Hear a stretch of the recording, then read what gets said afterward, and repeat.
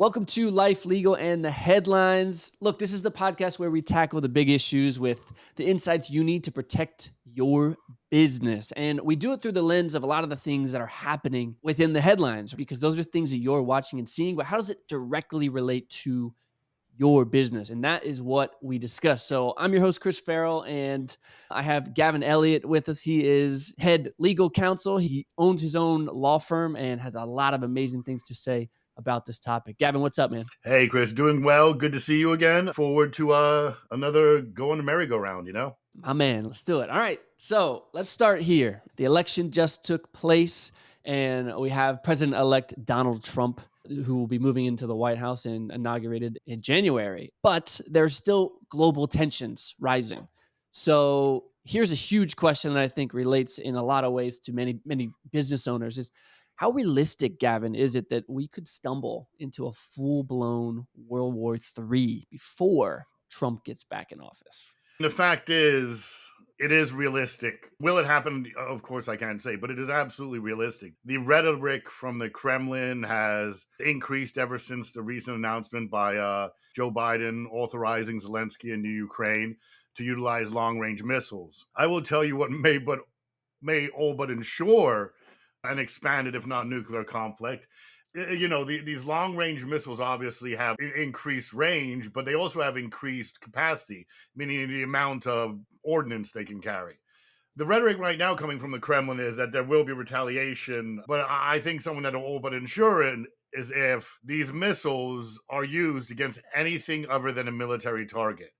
And the fact is, these are U.S. missiles being somewhat directed by U.S. military into the interior of, when I was growing up, what was the Soviet Union, but now Russia, obviously. If it hits anything civilian, you might as well get in your bunker. Obviously, my strong hope that doesn't happen. I mean, Zelensky's not a madman. He may be many things, but he's not a madman.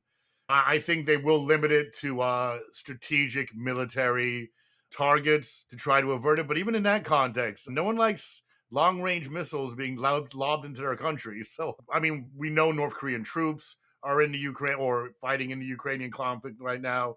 We know Iran is all but a proxy. I don't want to overstate it, but certainly is someone who Russia can get to do things for them if they want to. Yeah, so we need to be very careful. Very, very careful, or it is very realistic. So what decision would Biden make that could certainly push us into this, and or what lack of decisions? I may be wrong on this, but I have to imagine that the U.S. military is exercising a fair degree of control over the Ukrainian military's use of force. It's hard as a politician to come back from a declaration of war or a declaration of an escalation of war, which is what Biden has put out there. Like I said, if the deeper and deeper those missiles go into Russia, you have the XY graphs where you have 1 point on this axis and 1 point on this. On this axis is how far you go on to Russia. On this axis is global nuclear war, something like that. And the further you get into Russia, the further you're going to get into the likelihood that we're going nuclear, or at least expanding the war to a true World War III scenario, which ultimately ends in nuclear. Yeah. So on a really large scale, there's tons of global unrest happening. And on a super large scale, if the US was business, one man and his administration could make some catastrophic decisions that could really put us in a bad spot. So obviously, we talk about how the headlines also impact the legal and our lives. And for this particular podcast, and I tell you, man, business owners are watching this and they're like, okay, got it. So I might not be able to impact that right now. I already voted and we'll see what happens in regards to the decision making. But why is it so critical to have protections in place for my own company, even when things seem to be going smoothly? Oftentimes there are these periods of relative calm, but it is during these periods of relative calm that you really do need to plan for the worst. And it can be something that starts off as simple as, we have to let this employee go. By the way, this employee has been here for 20 years and has access to all your customers, all your vendors, your intellectual property, has basically access to everything. And you being a nice guy, or whoever the person may be, says, all right, we'll let him know. without, for example, shutting off access before they take the action. Mm. That is one thing that is, and you know what? Screw being kind. One person can take down a whole company if their access isn't shut off timely. I guess as a fail safe, you want to shut off complete access to any employee you have immediately prior to termination. The prior step to that is you want to make sure all work gets done on company resources. So if something's getting saved on a computer, it's a company computer. If something's Mhm. getting saved in a cloud, it's getting saved in the company cloud. If somebody's being communicated in an email, it's a company email. You do not want to let your employees, they can take their work home on company products. They can't take Yeah. their home and use their one cloud drive or Google Drive or whatever it may be.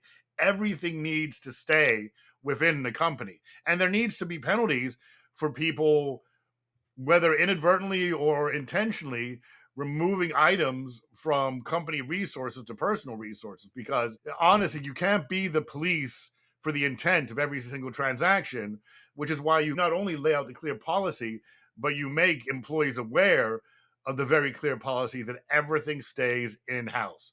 And the only exception really you make is if someone prints something on paper. But other than that, Yeah. if something digital, it stays within company confines. Got it. So that's actually really difficult to do these days because everyone's using Google Drive or they're using some type of a cloud. And hey, you just share the cloud and you can access from any computer. So that's a really solid technical solution. But I guess I'm curious, is it that easy or are there other things that need to be put into place? The answer is yes to both of those questions. As Yeah. well, easy may be a bit of a misnomer if I were to use it, but what you're really saying is that the laptops that they're working off from home are company laptops that require company logins. There is basically no point of contact to the cloud or to company data that is not controlled by, at a minimum, a company username and a company password. And don't get me wrong, there is the, to the extent you allow people to work from home, there is the issue of having the expense of getting a new laptop for everyone who comes in. Right. Also, if you use a lot of outsourced labor, which I have anyway, there are initial complications with that. And of course, there's monitoring as well, which can be very difficult. And that honestly is the key point of it. It's not so much Sure. saying they can't do it, it's knowing they can. And knowing the only way you can is by monitoring. That's why you advisably want to set up a higher tier of security protocols for truly confidential information. And when I say truly confidential, I legitimately mean like registered intellectual property, customer lists, vendor lists, price sheets, company financials, things that you would never want to get out into the public ever. You would want to Yeah. have an even increased layer of security for something like that and limit the amount of people who have access to it too. If someone doesn't need Yeah. access to it, they don't get it. So, second question, is there anything else I have to do outside of just say Yes. no? Education within the company is very important. Just putting stuff on down in paper in an employee handbook and handing it to them, that doesn't do. Listen, from a legal perspective, sure, that may cover your ass in a court of law. Of course, the thing about going to a court of law is, can we actually recover from this even if we get a judgment? There may be damage that is done prior to the judgment coming into play, or even a temporary injunction that you can't unwind against someone who has no real assets that you're never going to collect against, that may just dump into a chapter 7 and get out. Especially if someone who just really had a hate on for your company towards the end, it can be disastrous. So it is very important to have education beyond the manual itself. My son goes to Westminster Academy. It's a Presbyterian school. They read from Bible verses every single day. Mhm. I'm not saying you should have them memorize the employee hand, like, from the book of HR, chapter 7, verse 6. But it should be emphasized every once in a while, the key important things. And that's another Yeah. way to help protect you from these employee exit catastrophic events. Sure. Okay, let's talk non-competes because I've always heard that non-competes aren't really effective. In most cases, they're scare tactics and no one really sees them as weighty. Do these measures, non-competes, liability clauses, things like that, do they actually safeguard company interests? They have in the past, with the FDIC's ruling coming out, essentially invalidating it but in very limited sets of circumstances. One in the sale of company, one if you're a manager, and that term has certain criteria used to define it. they may be gone. They're still waiting for comment and such, so it's not the law of the land yet, but there is a possibility that with limited exceptions, non-competes may not be allowed to exist anymore. That's a whole nother conversation for another day, trust me. Whoa, okay. As the legal framework stands now, it's a state to state basis. And like my recollection in California, and I may be wrong on this, I'm a Florida attorney, but they're not even allowed in Cali anymore. So what state you're doing business in is very important. There Yeah, may or may not be the way to work around that by having a choice of law clause, which means, it's just this contract's interpreted under Florida law. So then the Florida law will control, and if it controls that aspect and the California legislature doesn't negate that, then you can have a non-compete in California. The perfect example of that in Florida, you cannot limit the statute of limitations by contract. In California, they have lower statute of limitations on a variety of causes of action. All mhm, those limitations applied to Florida contracts are unenforceable in the state of Florida. got So it. it's this interesting little choice of law game that you play when you're drafting legal agreements. But yeah, they Yeah, non-competes do work. I'm going to sound a little cynical when I say this. They mainly work to screw the small guy employer who can't afford the attorney to fight for him. That's yeah, who they fair. mainly work for. Because the big companies will stay there and duke it out, and they'll be fine. But the guy who's got a temporary injunction against him, who's not allowed to work for 6 months, I mean, personally, I don't like non-competes just from like a moral ethical perspective. I do Right. like non-solicits. I do agree that an employee should not be able to steal the customers uniquely generated by the company without any effort by the employee. I think that's reasonable, but saying that someone can't work in a field within a certain radius is, I think it's ridiculous. Yeah. Okay. What are the common mistakes that business owners make when they're drafting these non-competes? Sometimes they throw in the kitchen sink, and that's a problem.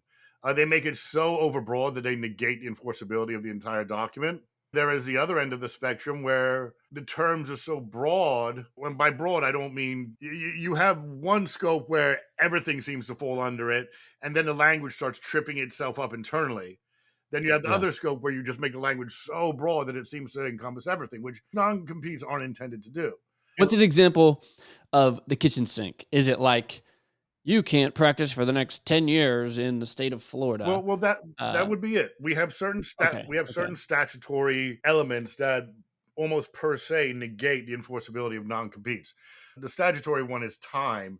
I believe it's 2 years is per se reasonable, and after 2 years, you start getting murkier. And like 5 years, there's a lot of authority that's unreasonable. Geography, which honestly becomes incredibly complicated when you start dealing with online businesses, but as a general premise, it's like a 50-mile radius is reasonable. So if you Yeah. go beyond those scopes, you can tend to render yourself invalid. It's also if you define your business too broadly. A silly example is if you're a company that just makes cheese and you say this guy can't work in the dairy industry, you're a cheese company, you're not a dairy company. So by expanding the scope of what is competitive with, you can also basically neuter the agreement as well. Everyone throws in these things called savings clauses, where it's like even if our agreement's completely effed up, like just your honor, you can knock it down a little bit and we'll be cool. Like that's not 100% effective. Oftentimes not effective. So Right. just putting something in there saying "save us, judge" isn't always going to work. Yeah. Let's talk about future proofing. So we talk about non-competes, we talk about liability clauses, we talk about how these things typically, while they're weighty for big companies because there's a legal team to fight, in most cases they're being outlawed in particular states, and I guess there's not as much weight within them because of the decisions that can be made. When it comes to proofing in business planning, I want to take it back to what's happening globally. To your knowledge, is there anything that President elect Donald Trump can do to make sure that no catastrophic decisions are made before he gets in the White House? Just like the legal authority that he's imbued with right now, no. He is president elect. He's not president. He Yeah. certainly has the ability to apply external pressure as you see it right now. You still have a 50-50 Senate. Kamala Harris, as I read recently, is on vacation for the next week or two. So she's the tie breaking vote in the Senate if anything's 50-50. She's on Right. vacation. Well, nothing happens there. And that guy from West Virginia and one from Arizona or something like that, and then Joe Manchin? and Manchin from West Virginia, they may Yeah. jump over depending upon what the nature of the Yeah. legislation is. The House is still Republican, is my understanding. Knowing that he's coming in as the president, knowing that he's going to have effectively all three branches of government behind him, legislative, judicial, and executive, he can lean into his people and say, listen, Yeah. we need this not to happen. But the fact Yeah. is, why does Joe Biden care? Other than like the general kindness of his heart, like, what are you going to do? I'm Right. not running again. The likelihood of me Right. being alive by the time the next election comes up is not super high. Mm. You can't politically motivate this guy unless there was some big call you could make on legacy. That would be the only thing I think that would appeal to them. Well, pride before the fall, right? I think that in most cases, there's so much hatred on either side. You ask yourself the question of, although this sounds extreme, if one side hates each other enough, would they expose stuff just to make sure that someone came in and had to limp through their first 2 years of the administration? 100% they Uh, would in this instance. you know what I mean? I know. So with that being said, knowing that that's possible, I know we don't necessarily have the answer politically, like what proofing Trump could do or anything of that nature. But I know you do know from a business perspective. So, can you give me an idea of maybe someone you've worked with in the past or a story where you have seen somebody properly proof and be able to mitigate all of these issues? Maybe not all the issues, but the issues that arose. I have worked with companies, and they, during my initial representation of them, another important thing that I forgot to mention is document retention policies. You need to have those in place as well. Document retention policies. Correct. How long you keep them, where you keep them, et cetera, et cetera. This saves you a fortune in litigation, unless you're doing uniformly bad stuff.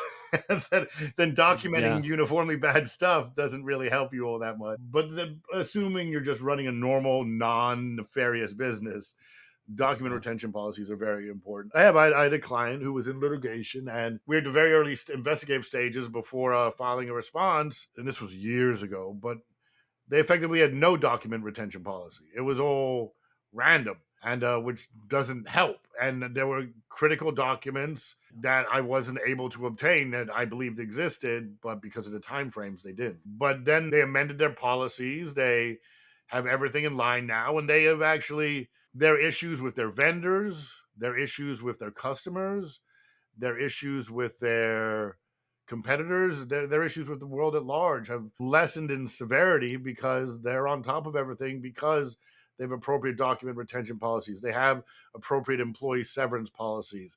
They have Mhm. appropriate employee retention policies. They conduct due diligence on the front end of a lot of matters. Like, they Mhm. really refined their business so that their risk proposition is significantly lower. Yeah. So, from a step by step perspective, let's say I heard you say these things like, oh, shoot, I don't have document retention policies.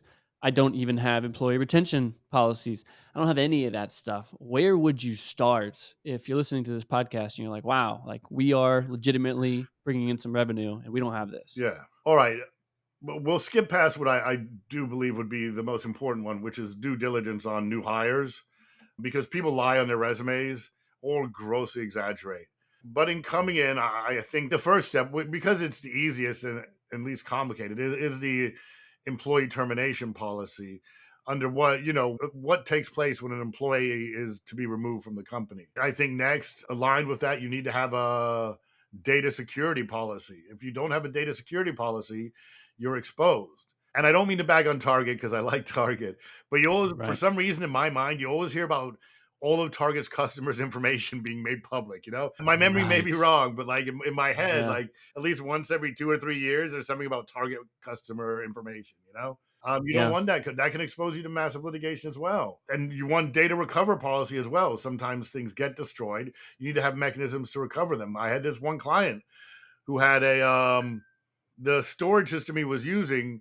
Once it was deleted, you had 30 days and it was gone. That made me super uncomfortable. But yeah, you need more than 30 days. I would say at least 6 months. And there's many more steps. But the thing that kills me more of these is that the business owners are trying to avoid the cost of the additional data storage, of the additional, of the compliance person to ensure termination. It's a cost saving mechanism a lot of the times why they don't do this. Mhm. And just one error in any chink in your armor is going to cost way more than the carry expense. And you know what? It sort of makes there is that very successful businessman out there who, for some reason, it blows my mind, just completely ignores risk. They condition their business practices as if there were no risk in the Yeah. context of internal risk, organizational risk. Sure. And that blows my mind, but it does happen actually a fair amount. Yeah. It's interesting that there are people who are running their businesses legitimately and they're missing out on some of these, dare I say, like fundamentals to make sure they are taking care of themselves. What would you say, again, back to somebody who you've seen not navigate this well? So you shared someone that did, and you mentioned that their problems lessened as time went on because they were prepared with these various different things. But, give me an example. I'm listening to this. I'm like, yeah, I don't have those things in place. I have bigger fish to fry right now, Gavin. What could happen? I can tell you what could happen. You could get into litigation and get what's called a spoliation order entered against you, basically getting a default judgment against you or dismissing your lawsuit because of document destruction. That hasn't happened to me, thankfully, but I've actually imposed it against other parties in litigation where you just can't destroy everything that comes in every day. And there are these things we send out. I send them out all the time. They're called evidence preservation letters. They're super wordy Mhm. because they try to encapsulate everything. But the basic idea is if there is anything in any way remotely related to this litigation and the events surrounding it, you need to keep those documents. So it gets even worse if you have like a willy-nilly evidence destruction policy and you don't alter it with this email and it's determined that like, well, yeah, we just delete everything every 3 months. That's it, no matter what happens. Well, you got an evidence preservation letter 4 months ago. You're saying you still deleted it? Yes, we are. All right, we're getting a default judgment against you now. Thank you. My attorney has to spend way less time suing you because you decided to ignore the evidence preservation letter. But I think, there's no hard line on this, but I think even 3 months would be an inadequate amount of time to maintain records. But Wow. it can kill you on if you're a plaintiff suing because you want to demonstrate something about a former employee or a former vendor or a former something who at this point in time is hostile to you and you don't have any documents to support it because you've deleted them all. Wow. So yeah, those are real life situations that I've been involved in on both sides. For the failure to have a good document retention policy has cost people a lot of money, even either money they were entitled to in litigation or a judgment against them in litigation because of the failure to maintain records. So to be clear, for clarity's sake, what types of documents are you talking about that I would not want to destroy in 3 The months? the largest the largest category these all fall under tend to be communications, emails, things like that. But they can also be if there was a corporate meeting and minutes were taken, if there was an evaluation done of an employee and you fired he or she because they ran through the office with a chainsaw hacking up furniture.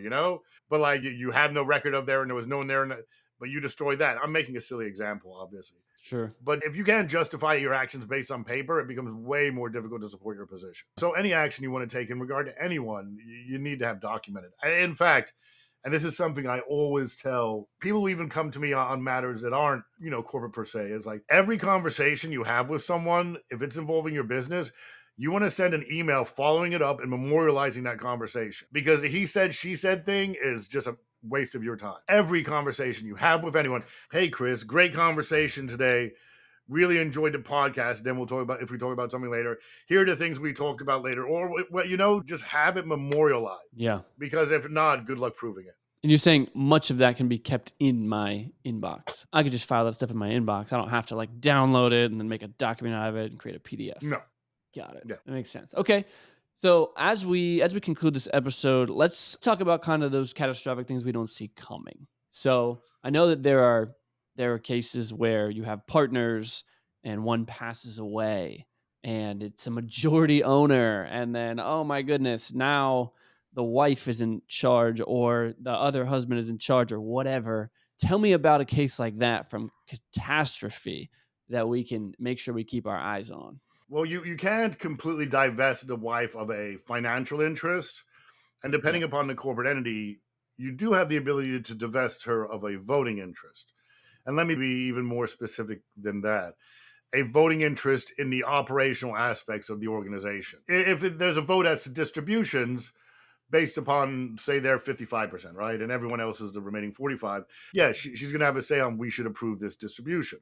But if there's a vote on should we enter into this loan? Should we enter into this acquisition? Really macro level, C-suite level decision making, she can be Yeah. excluded from that by the way you structure the shares to convert upon death. limited liability company interest more appropriately.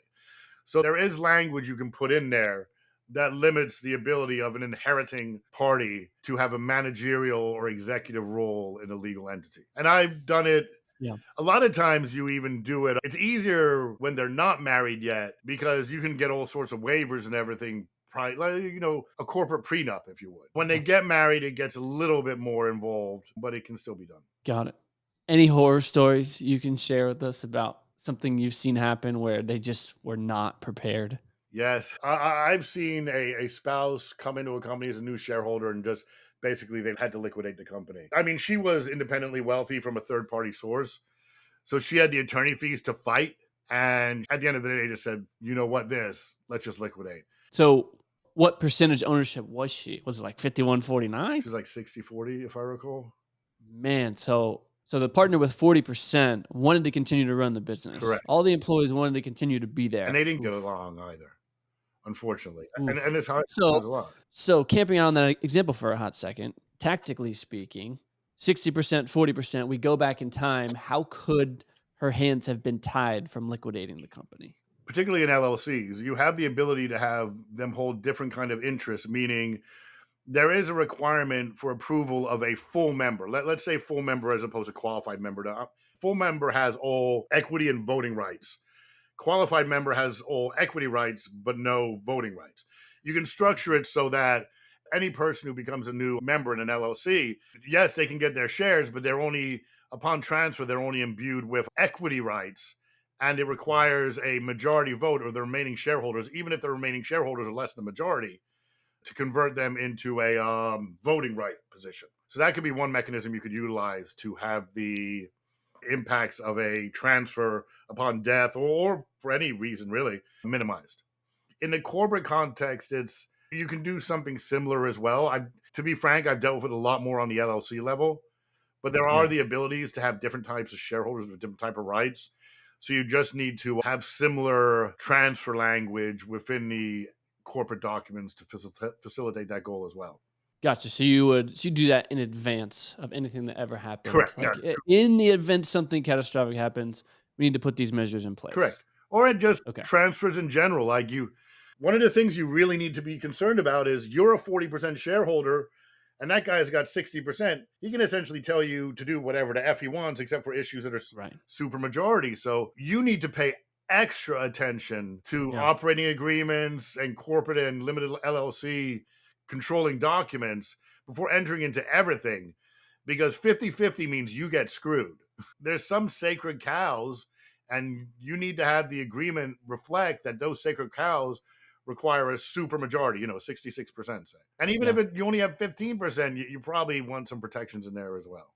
No, that makes sense, man.